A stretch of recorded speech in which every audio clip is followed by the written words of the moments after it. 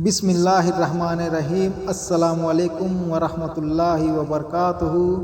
दोस्तों, आज का वीडियो का उन्वान है फितना और फसाद क्या दज्जाल के आने की शुरुआत है। दोस्तों, आज के दौर में जो जितना फसाद फैला रहा है या सच पूछिए तो फैलाया गया है, उसको अच्छे से समझने के लिए हम लोगों को अपने दीन की तरफ वापस लौटना होगा।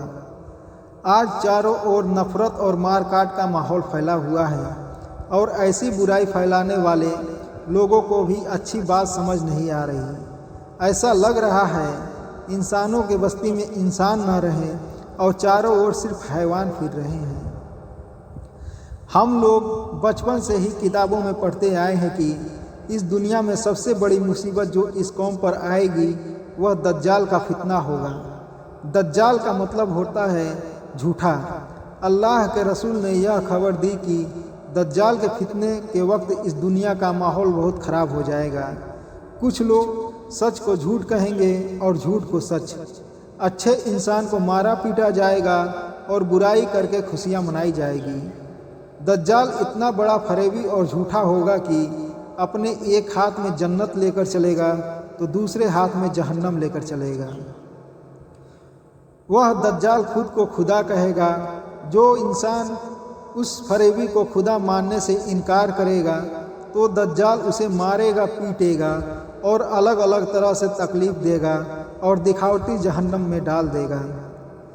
पहले यह बातें पढ़कर हम लोग यह सोचा करते थे कि ऐसा कैसे होगा जब लोग इतने बेवकूफ़ हो जाएंगे, सच को सच नहीं समझ पाएंगे। लेकिन आजकल जो झूठ का माहौल हर तरफ फैला हुआ है, उसे देखकर तो सचमुच यही यकीन हो गया है कि यह सारा फितना और फसाद उस बड़े दज्जाल के आने से पहले की तैयारी में है। सरकार दो आलम सल्लल्लाहु अलैहि वसल्लम ने यह हुक्म दिया है कि दज्जाल के फितने से घबराना नहीं है, उस झूठे दज्जाल का डटकर मुकाबला करना है। तो आजकल के हालात को देखकर इतना ईमान रखिए कि जिस तरह हम लोग उस बड़े दज्जाल पर गलबा पाएंगे, उसी तरह इस छोटे दज्जाल पर भी हमारी जीत होगी। उस बड़े दज्जाल के फितने से बचने के लिए कुरान के सूरह कहफ की तिलावत करने को कहा गया है। कुछ हदीसों में आया है कि जिसको भी सूरह कहफ की पहली 10 आयत हिफ्ज होगी, उस पर दज्जाल का फितना असर नहीं करेगा। आखिर क्या लिखा हुआ है सूरह कहफ की आयतों में? इन आयतों में उस कहानी का जिक्र है जब एक जुल्म करने वाला बादशाह अपने रियासत के लोगों को जबरन अल्लाह को भूलने को कह रहा था। उस बादशाह के जुल्म के डर से अक्सर लोग सच्चे रास्ते को छोड़ने को तैयार हो गए थे। फिर कुछ नौजवानों ने उस ज़माने का मोर्चा संभाला। उस नौजवानों ने लोगों को राह हिदायत दिखाने की कोशिश की।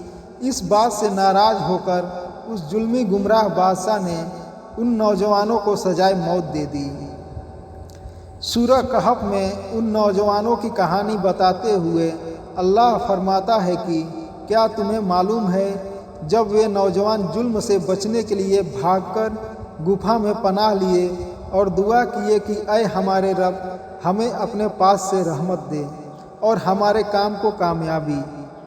फिर अल्लाह ने उन नौजवानों को सुकून की नींद दी और वे लोग न जाने कितने साल तक सोते रहे।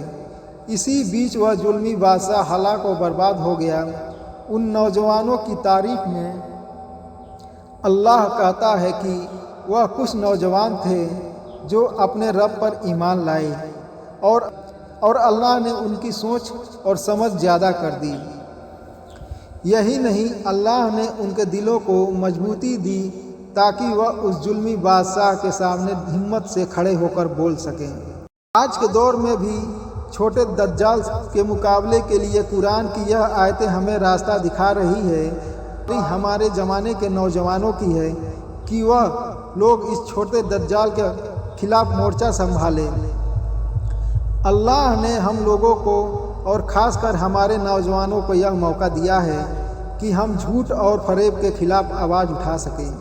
और इतना तो सब जानते हैं कि हक़ और बातिल की लड़ाई में कामयाब हमेशा हक़ ही होता है।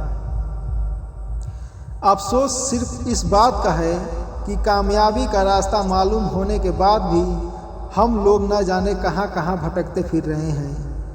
हम लोगों का हाल नूह अलैहिस्सलाम के उस नालायक औलाद जैसा हो गया है जब अल्लाह का अजाब नाजिल हुआ और नूह अलैहिस्सलाम ने अपने उस बेटे को कश्ती में सवार होने को कहा तो वह कहने लगा कि जब पानी ज़्यादा आएगा तो वह पहाड़ का सहारा लेगा। उस नालायक ने अपनी नबी का बताया रास्ता ठुकराया तो हलाक हो गया। ज़रा सोचिए, अगर हम भी अपने नबी सल्लल्लाहु अलैहि वसल्लम के बताए रास्ते को छोड़ेंगे तो क्या हमारा हाल भी वैसा ही हलाकत वाला नहीं होगा। तो दोस्तों, ये थी आज का वीडियो।